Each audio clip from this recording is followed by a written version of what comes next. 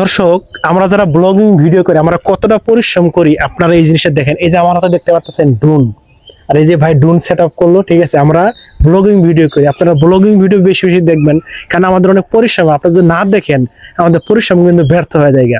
ভাই এই যে ড্রোন এগুলা কিনছেন, ঠিক আছে, আপনারা ব্লগিং করেন, আপনার কেমন পরিশ্রম হয়? না, পরিশ্রম তো অবশ্যই পরিশ্রম এটা হবেই, কারণ আপনাকে ট্রাভেলিং আমি যেহেতু ভিডিও তৈরি করি সেক্ষেত্রে আমার বিভিন্ন জায়গায় যাইতে হয়। আর মানে চতুর্থ সাইড থেকে একটু খরচ হবে, আবার জার্নি হবে, আবার কষ্ট হবে, কোথাও গেলে একটু আপনার না খেয়েও ভিডিও বানাইতে হবে হয়তো, বা এরকম একটা ব্যাপার থাকে। তো মূলত করতে একটু সময় সাপেক্ষে, আপনি যদি ধৈর্য ধরে করেন ভবিষ্যতে হয়তো বা আপনি ভালো কিছু একটা পেতে পারেন এখান থেকে। তো এটাই।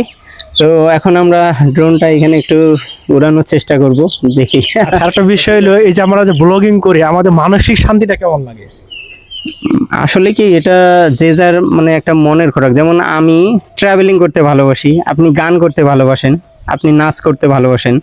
এটাই এক একজনের মনের খোরাক এক এক রকম হবে, এক এক রকম পছন্দ হবে, এক এক রকম পছন্দের বা ভালো লাগার ক্ষেত্রেই তো মানুষ কাজ করে। তো সেই রকমটাই আমার ট্রাভেলিং ভালো লাগে, তাই আমি ট্রাভেলিং করি, এটাই। তো দর্শক, এখন আমরা ড্রোন উড়াইবো, আপনাদেরকে এই জমিদার বাড়িটা দেখাবো, ঠিক আছে, দেখুন তাহলে।